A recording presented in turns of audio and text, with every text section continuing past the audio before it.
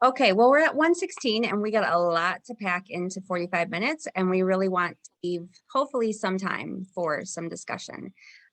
Towards that note, we do know that we are going to be talking about, for what some people might be something that maybe they don't want to publicly put into chat. So right away, I'm going to drop in the chat a Jamboard if anybody wants to be able to share anonymously. So please feel free to use that, and I'll re-put it in if we get more people joining in a little bit. But welcome everybody. You are with Creating an Accountability Matrix. We are a data team from Mass Action, and we're going to do a quick introduction starting with Juline.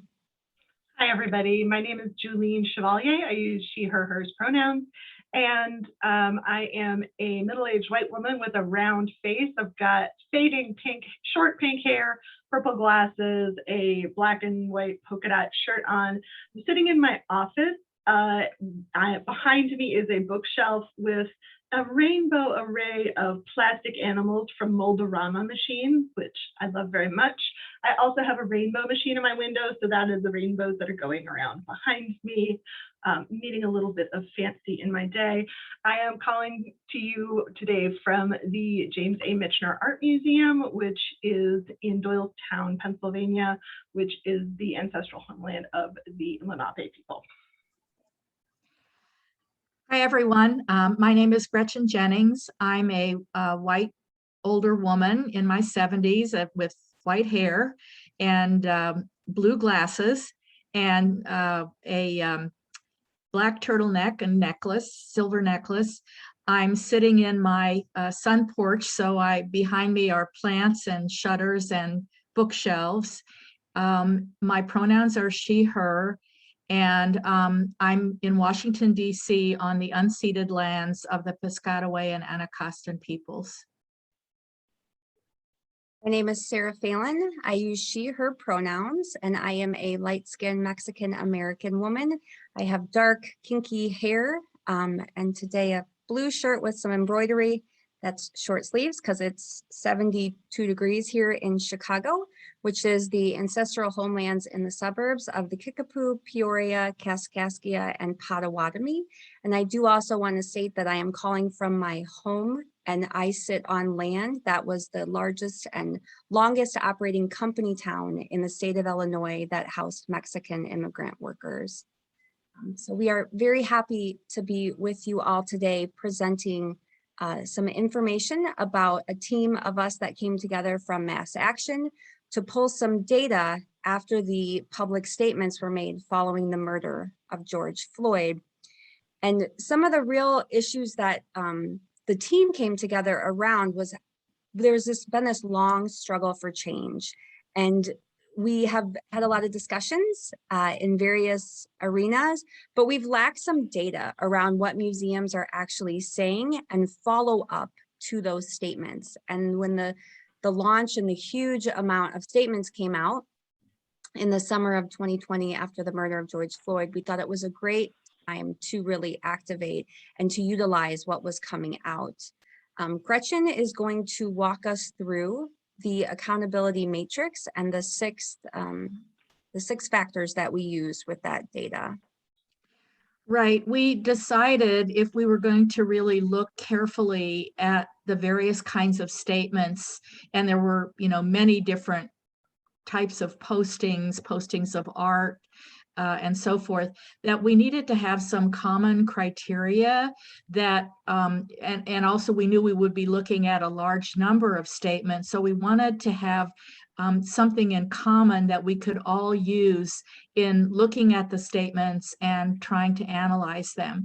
So over at least one, maybe two meetings of Mass Action, we came up with these six. And the first, and in my view anyway, and I think all of us, the most important and basic is, does the statement acknowledge this museum's complicity in systemic racism? Not just, as many of them did, we decry racism, we decry the killing of George Floyd, or we acknowledge that the museum field is racist, but does the statement acknowledge that particular museum's history and complicity in systemic racism.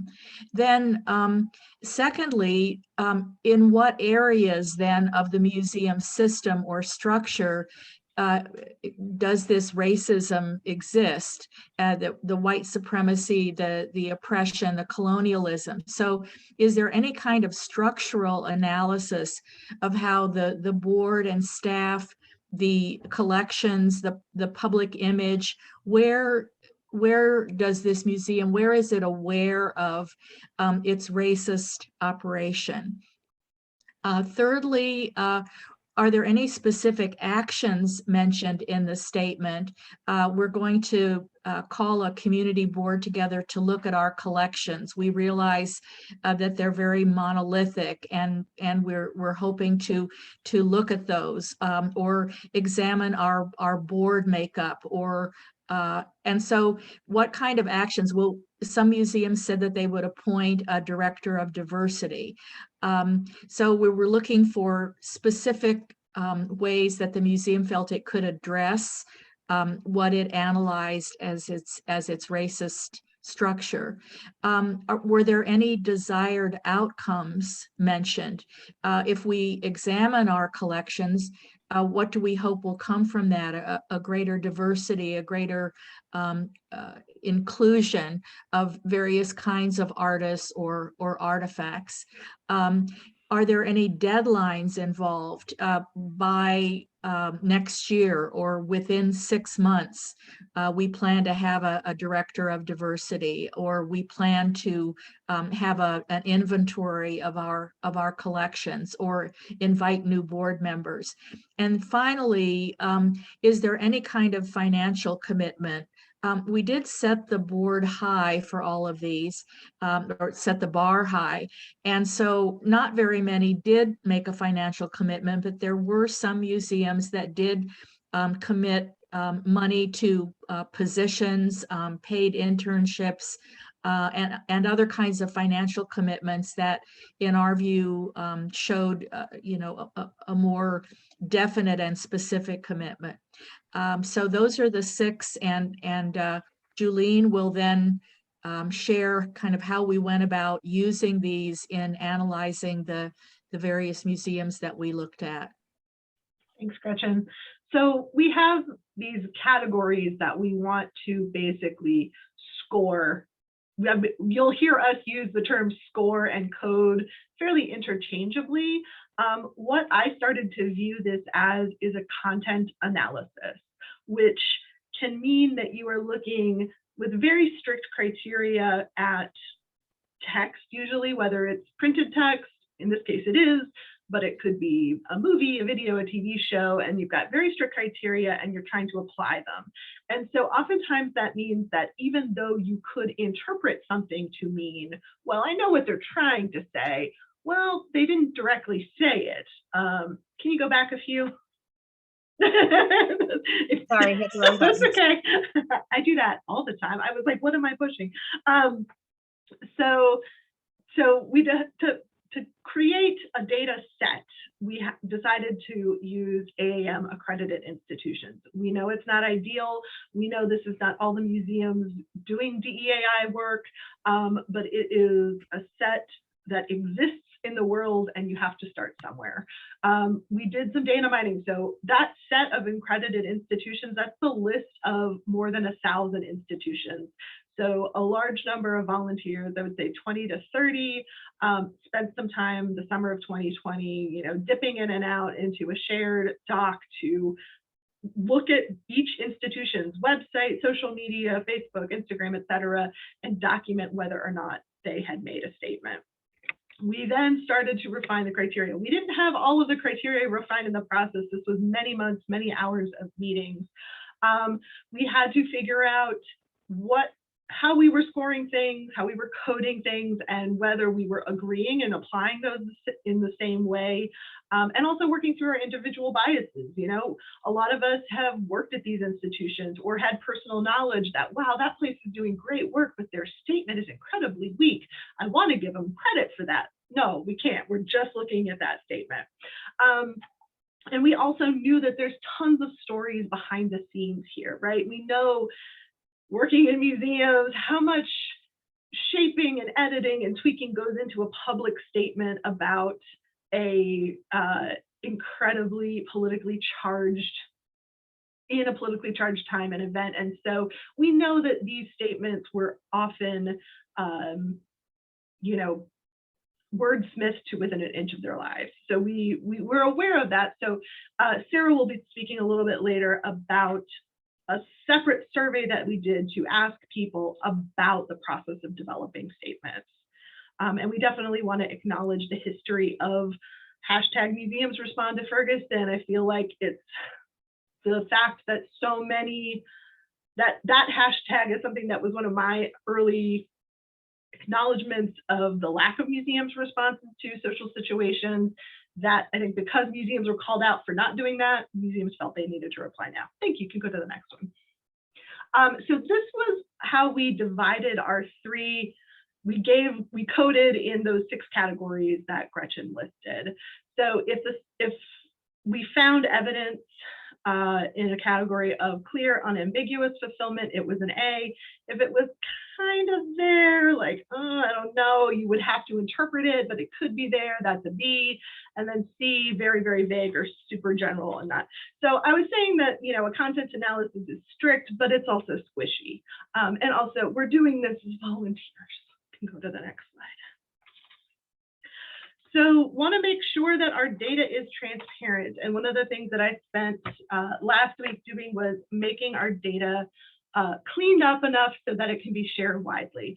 So that first link is a link to the statement rubric. So you can see the criteria we used more well laid out. And then you can see a spreadsheet of all of the codes that we did. If you, and those are bit.ly links. So both of those are case sensitive, and I did just pop them in the chat as well. You can go to the next slide. So this is a screenshot of the statements. You can see what we tried to do. We encouraged our coders to copy text from the statements themselves into the spreadsheet so you can see why we selected the category that we did. And if you click next, you can highlight those. All of the states unique coded statements, all of those are hyperlinked to documents that feature the full statement. So this is what I did with my summer last year when I was unemployed. I sat outside and I copy and pasted statements from museums into Google Docs for you to enjoy now. So what did we learn? Did AM accredited museums make a statement? 50-50 generally. So 52% yes, 47.9% no. What kinds of museums made statements? And we're going to dissect this a little bit more. Mostly art and history. When you look at the numbers this way, this is all 1,000+ museums looking at whether there was a statement or not. This breaks down a little bit differently than what the AAM breakdown is. So museum type, of AM accredited museums, 41% identify as art museum or center and 22 as history. So it seems like more history museums made statements than there exists, or percentage-wise, it's different than the breakdowns. We'll get into a little bit later why that may or may not actually be the case. This is statement versus no statement by museum type. And again, we're looking at that full 1,000+ list. So art museums were much more likely to make a statement, twice as likely than not. History culture, more likely not to make a statement out of their large numbers. And then you can see kind of 50-50 for science, natural history, and then combination. Combination is anything that's like art and science, or art and history, or history and something else. We can go to the next one. Distribution of ratings per category, so all accredited museums. So this is that ABC looking at how well museums did across the 1,000+ museums. So the purple, fuchsia, clear, unambiguous, that's the A+. Wow, they really knocked it out of the park. Orange, unclear, maybe a little bit vague. They're getting there. It's something, but not much.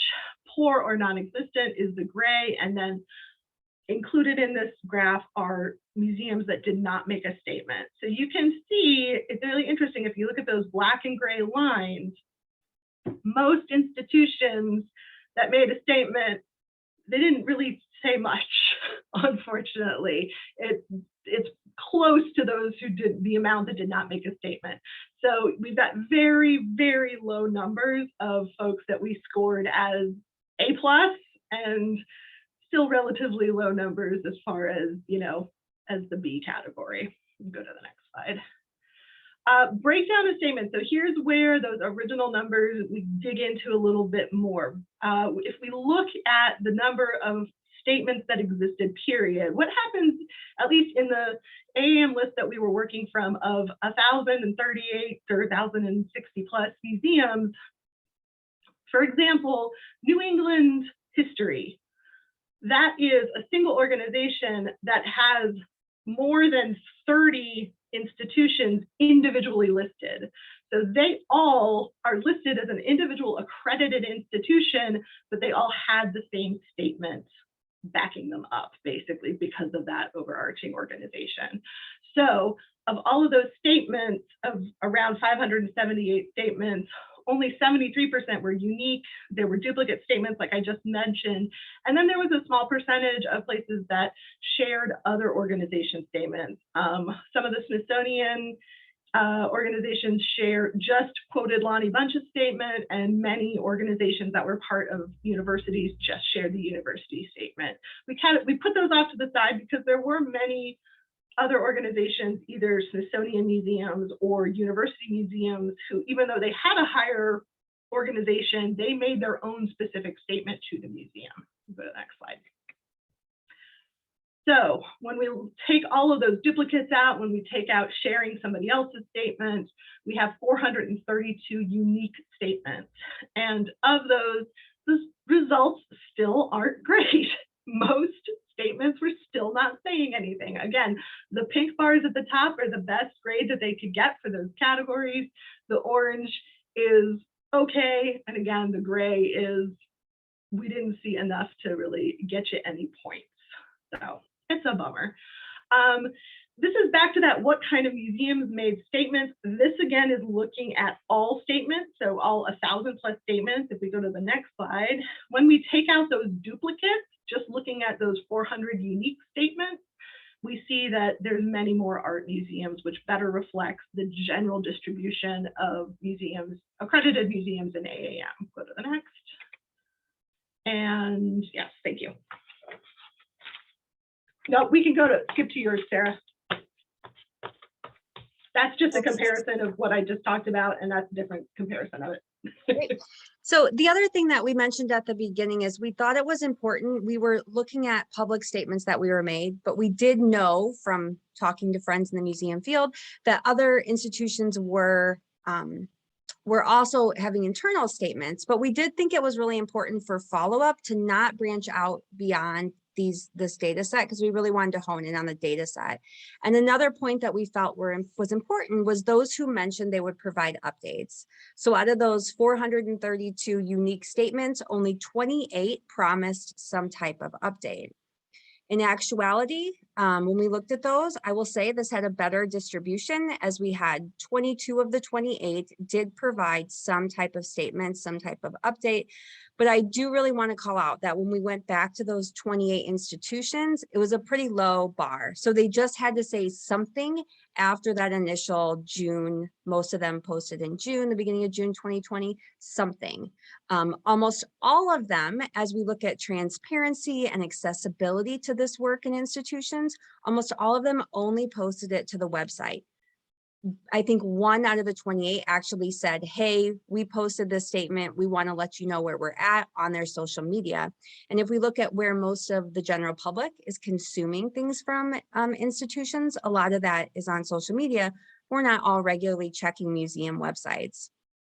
4 institutions actually had this on their homepage, which was wonderful. One of them, it was even like the middle black bar, which was fabulous. 8 institutions, it took 1 click to get into the statement. So maybe it was in their menu tab, maybe it was at the bottom in the About Us, and then 10 of them took 2+ clicks, and some of them you actually had to download the statement. So if us as researchers are looking through this, but if you think about the normal general public, how accessible is this? How transparent are we being about this work that many of us are saying is foundational to our field moving forward? And how are we positioning these discussion points?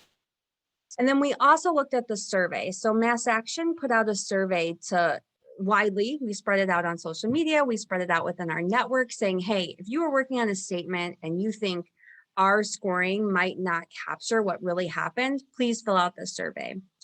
We got 36 responses, which is not overwhelming, but it did give us an overview. 25 people actually responded as their individual take, and then 11 people who were identifying themselves as official museum representatives did post an update. I did post on the survey, and then here you can see I also did an update. 11 who responded to the survey, 4 of those institutions did update later.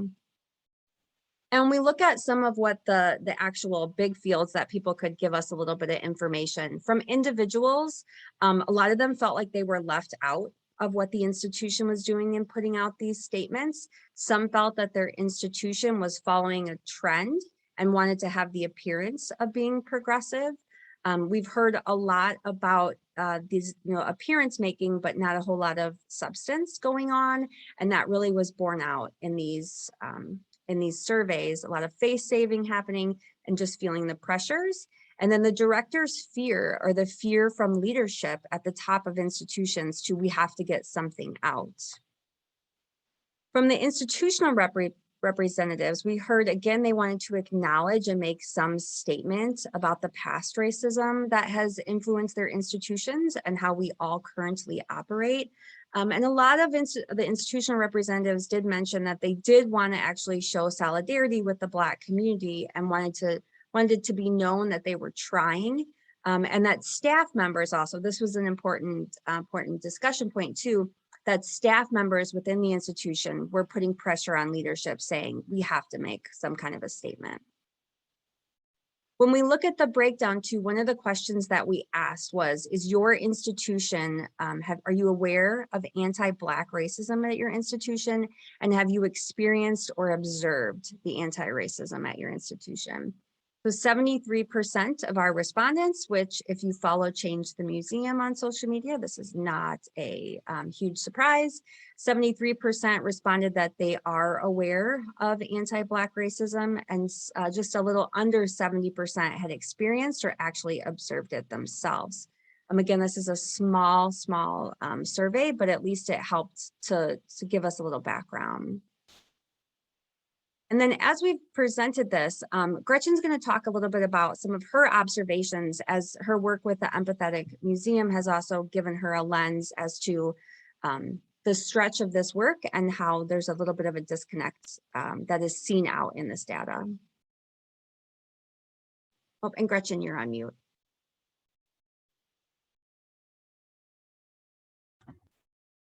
Sorry. One thing is just the last couple of slides, so that it's very interesting that institutionally workers observed racism within the institution, and yet the formal statements, and maybe it's because a lot of them were crafted by the directors or whatever, didn't really seem to acknowledge that. And as I was going through the data, and then around certainly even earlier this year and later last year, we began to observe so many curators of color, for example, resigning very publicly from institutions and citing the real trauma that they were experiencing in working at an institution. And to me, the kind of the skeleton or the structure behind these resignations, also many just frontline workers, and if they weren't let go, so many people leaving the museum profession. If you look at the 6 criteria, that first one in particular, the lack of awareness, the fact that of the more than 500 museums that made statements, only about 50 or 10% seem to have any consciousness, at least stated publicly, that they as a museum were participating in institutional racism. If there's that kind of oblivious situation, that kind of blindness, then to me that helps explain. It may not be a cause and effect, but certainly it's correlated with the trauma that many staff members and curators of color talk about in their resignation statements or in their discussion of how they have to really engage in aggressive self-care in order to be able to continue working in an institution for any length of time. So I feel that this data provides a kind of a structure and a framework for understanding why we are so far from really addressing the situation of inclusivity and justice in our museums, with that when push comes to shove, even though museums felt that they were obligated to say something, so many of their statements came across as inauthentic, as insincere, as performative.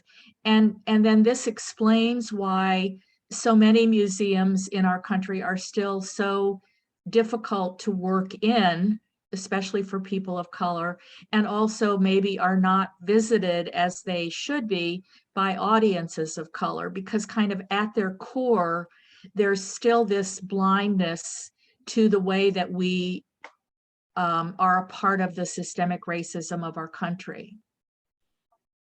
And I think I saw some discussion in the chat about some of the silence. And if your institution made a statement, especially if you're not AAM accredited and we didn't gather that data and you want to share in the chat or in that link that we've dropped in the Jamboard, if you want to share anonymously, please do, because we're also still trying to figure out what's next and what does this data mean now that we actually have a substantial data pool, but also looking at the world on fire and then blown up and then lit on fire again that we are living in, and how do institutions that talk a good talk of, you know, being civically active in a community, how do we, you know, it's not, we can't release a statement every time something happens, because unfortunately the world we live in, we'd be releasing statements multiple times a day perhaps. So what does that look like? And what does this data set now, what are the ramifications for it? And what are the 6 criteria look like alongside of some of the other accountability metrics and things people are putting out there? And how do we look at a broader view of positioning institutions to just be built in policy and sustainable ways of showing empathy and compassion to the various sectors of the world around us? But then also, what does the public expect from us? And how could data sets like this be used for the public? We saw a ton come out of the Detroit museum, the art museum, and we saw one person of the public, and I will pull it in a minute and drop it in the chat, but about, I'm not going to donate. And I wasn't going to give you a lot of money, but you were in my will and you're no longer there. You know, can accountability leave the walls of the museum, and also can these tools be empowered, excuse me, be things to empower the general public? And that leads us to the question of, and we'd love to hear some thoughts in the chat, and hopefully we'll have some time at the end of the presentation for some questions and discussion, but where does accountability live? If we see public statements that don't even acknowledge the institutional racism that is built into our structures, whose job is it? And once a statement is made, whether it's internally or externally, whose job is that to follow up? With the website, something that a couple other data projects that came out of Mass Action, one was just looking at accountability and accessibility on a website. There are a lot of accessibility links, but there's a lot that don't have that. There are some equity, DAI, anti-racism, whatever the institution's calling them, that are on a website. But again, how many clicks does it take to get there? who's writing it. Something that we didn't present the data on, but you'll see in the full data set is when these statements were made, who signed it?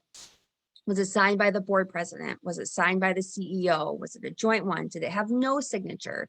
Who, so who's taking accountability for what these statements are looking like?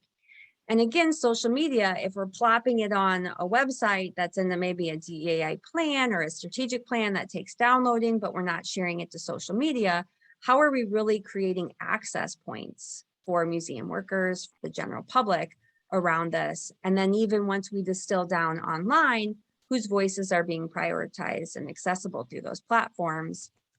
And then creating internal policies. Are we creating policies within our institutions that also address employee safety and treatment? A lot of the DEI statements were all outwardly facing. It was about what we're doing in the community while museum workers are fleeing the field, while people are looking to unionize because our institutions aren't protecting us, where we do have some of our museum associations that aren't even doing simple things like requiring salary disclosures in job postings. Who's protecting the workers, and how does that all shake out and balance? And then for all of us as individuals, what is our role in this work? And then also, what do we do with the data? Juline, I don't know if you want to talk a little bit about the hopes and dreams for what this data that you have made so beautiful. Sure. I mean, I'm going to jump to the bottom of this list of empowering the public with specific calls to action, because I've been following a lot of the union formations that have been happening, and we're always up against a session about unionizing your museum, which is happening right now. But I was really impressed with the call to action from the Philadelphia Museum of Art, whose social I've posted here. They are really active on social. They, from what I could tell, at least reported on social, they encourage more than 200 people to send emails to museum leadership. I hope that kind of action can happen from having these resources available. Wow, a year and a half, this museum said they cared a lot and they were gonna do something and we're gonna listen and work on it. Well, what have you done? And then let's get people in that community to, send an email and ask, what have you done?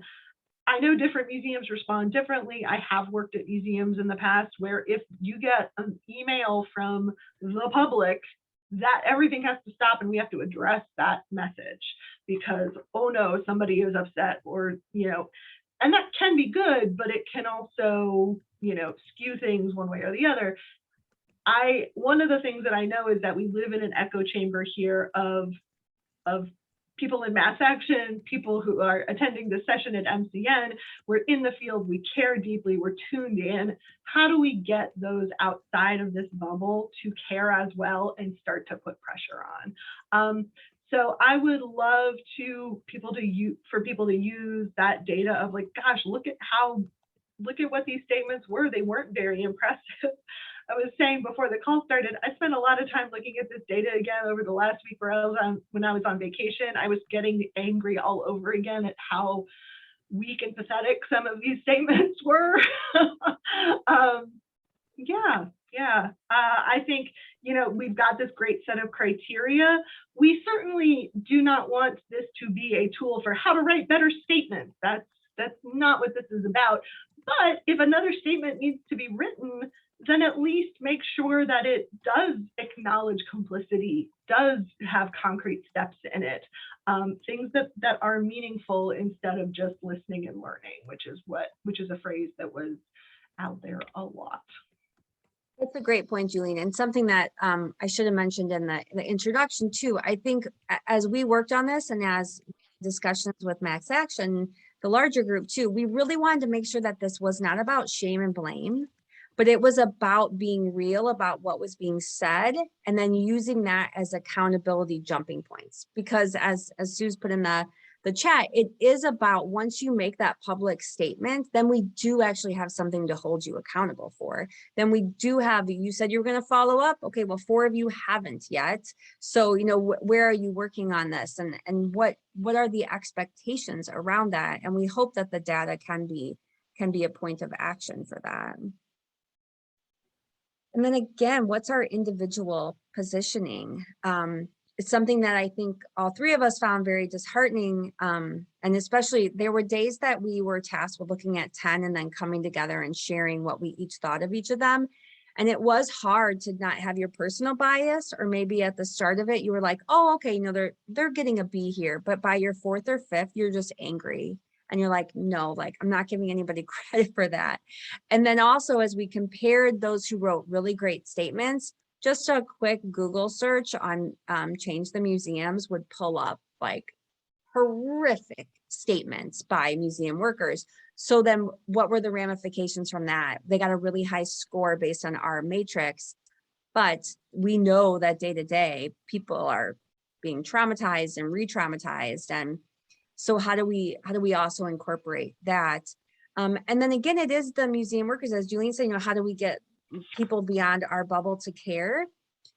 But how do we realize that they already maybe care because maybe they don't come to our institution, or maybe they've walked in one time, which is all it took for them to say, this place is not for me, I'm out of here.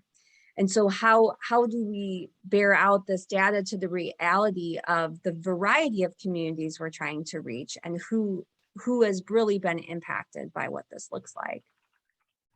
And then again, back to leadership, which I think we've seen in those of you who may be in these areas having these discussions, there's not a whole lot of directors talking about these in wide open groups. We are not openly thinking through the huge ramifications this actually has for our field and where we go from here.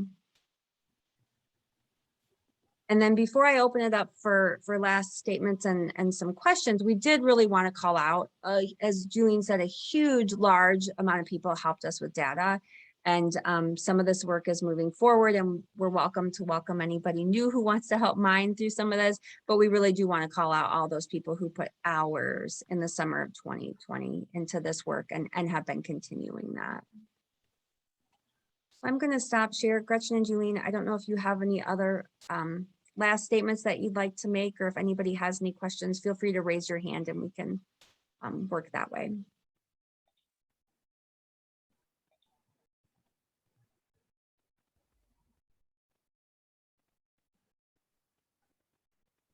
I think just what would be most useful to you all. I think, you know, how can we've got this data, been looking at it off and on for a long time. And, you know, would there be anything useful to take to a director, to offer the board, to share with docents? I don't know, what kind of, you know, one-pager summary of things would be useful, if at all? Erin, you want to go ahead? Sure. So I think it would be really helpful if you published an article, because a bunch of independent museum professionals got together and recorded a bunch of statements from a bunch of websites doesn't hold any weight in a boardroom full of, you know, board members. So, but something that appears in Curator, or, you know, what's the other one that I read all the time? Volunteer, something and something Volunteer Quarterly. It's like the big nonprofit. I agree that, like, I wish we didn't have to publish, but sometimes to change the system, you have to work in the system. So this is the system. And I think it would be very helpful to have that published somewhere widely in a peer-reviewed journal. We've made a couple of posts on the Mass Action blog, and we've got one that hopefully should be going up soon. It hasn't gone up yet. But yeah, we agree. I think there's also just, what everybody knows is, again, is volunteer hours and real jobs are exhausting, and then to have to do it later. But I think it is good to hear that encouragement, and as well, and knowing that frustration of, yeah, if it's not in print, it doesn't count in our white supremacist society. I'd just like to, there's a question here that says, appreciate the work on external statements, but what are thoughts on building internal accountability? And I think there are a number of resources right now that are available for free online. For example, the Mass Action Toolkit, which is at Mass Action's website. I don't know, Juline, do you have that on the top of your head, or Museumaction.org. Museumaction.org. There's the Empathetic Museum maturity model, which is at empatheticmuseum.com. And there's also the Museums and Race report card, which is on the site of museumsandrace.org, I believe. But those are three tools that could be used interchangeably and along with each other, and to provide variety, that are available, that address internal structures and ways that museums can work on internal accountability. The other thing that we've had some discussion as we've talked to various groups and presented this in different formats is, could this also be something that could be open source and people can, input their own institution, especially knowing that we only focused on those a little bit over 1,000 AAM? Could people upload what their institution is doing, either anonymously or not anonymously? And could that be checked against things? I think we've seen a lot of red flags, and I love all the recent red flag Twitter things that identify some issues in our field. But would that be an issue for a consultant who's going to, working with an institution to go and run the name against a database, or someone applying for a job, or even a board member or potential board member who could go and look at this and have the actual statements pulled out that are now so far down in the social media field, and actually look at that and take that back to leadership and say, I want the update. And I think that's where the accountability comes in. Something that I will say that I don't, Gretchen mentioned some great tools that already exist that we dropped into the chat. But something that we don't have a good handle on is empowering workers. I mean, if we look at these union attempts, which we're at 2 events have had successful votes so far, and hopefully a lot more to follow. But where do we hit an issue of people afraid for their jobs, which is a reality, and how do we create accountability systems that allow and have the buy-in? And perhaps it is, as Erin mentioned, through publishing and having more from the museum gods giving credence to some of this, unfortunately. I just want to end by saying thank you to Gretchen and Sara. This has been a really long process with a lot of long conversations, and I really find this volunteer work really frustrating but energizing, and they are exceptional colleagues, and it's been such a joy to work with you. I would agree. I think that this project is something that really gave me a place to focus particularly last year during the long kind of lonely shutdown, that I knew that this was something that would be worthwhile, and it was a real anchor for me. And I agree, I loved working with you. So thank you. And I think something else that has been really important, has been talked about for a long time, that has been great to work with this whole team, has been data. We lack so much data. So if you have a couple of friends that, none of us have extra time, but have a little bit of extra time, throwing more data out into the field around this work, we need it. We have next to nothing to go on. So Therese Quinn, who's at the Muse program at UIC in Chicago, has also been doing a little bit of work around gathering more data around this work too. So there's definitely avenues, or start your own. There cannot be enough data around this right now. And I'll say that the point of copying and pasting the statements into those Google Docs was so that it was text-based. It's not 100% there, so that it could theoretically, if somebody has some fancy algorithms, to be able to term search, to be able to do that really deep data work, that is computer generated, not just human, looking for hashtags. Thanks, everybody. Really appreciate your time. Yep, thanks. And as was mentioned, please continue the discussion on the Slack channel, and then we'll update MCN once we're published, hopefully soon. So thanks. And I thanks. think the wrap up is happening after this, so we hope to see you there too. Right. Thanks, everybody.